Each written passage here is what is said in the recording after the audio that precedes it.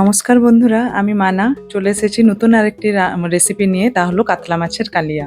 কাতলা মাছের কালিয়া বানানোর জন্য প্রথমেই নুন, হলুদ কাতলা মাছে আমি মাখিয়ে নিলাম।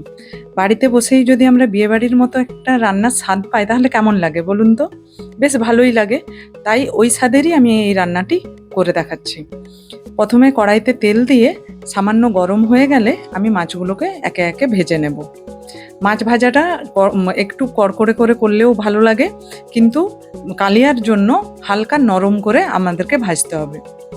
খুব লাল করব না, মিডিয়াম লাল করেই ভাজবো। খুব মচমচে হয়ে গেলে তার মাছের স্বাদ থাকে না। মাছগুলোকে আমি তুলে নিচ্ছি। এরপর আরেক ক্ষেপে আমি আর দুটো পিস মাছ ভেজে নিচ্ছি।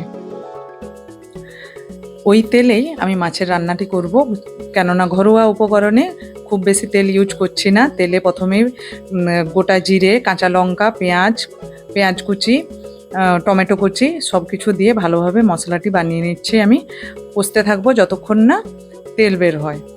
তারপর আরেকটি পাত্রে আমি বাটিতে গুঁড়ো মশলা জলের সঙ্গে গুলে নিচ্ছি। একটু হলুদ, একটু জিরে গুঁড়ো, ধনে গুঁড়ো একসাথে ভালোভাবে আমি পেস্ট একটি বানিয়ে নিচ্ছি। কিছুটা এই জলে গুলে নিলে হাতে বাটা মশলার মতো স্বাদ হয়।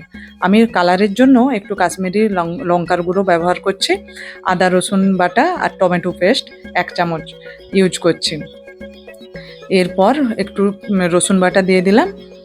ভালোভাবে নাড়াচাড়া করে যতক্ষণ না তেল বের হচ্ছে আমি এইটিকে কষিয়ে যাব। তারপর এই মশলার যে জলটি করে রেখেছিলাম সেটি এই কড়ার মধ্যে দিয়ে যতটা আমার গ্রেভির দরকার সেই অনুযায়ী আমি জলটা দিয়ে দিচ্ছি।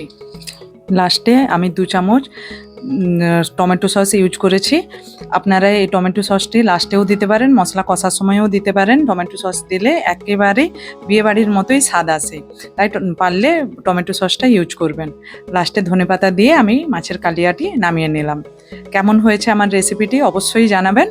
নিত্য নতুন রেসিপি পেতে আমার চ্যানেলটিকে সাবস্ক্রাইব করে রাখবেন। ধন্যবাদ।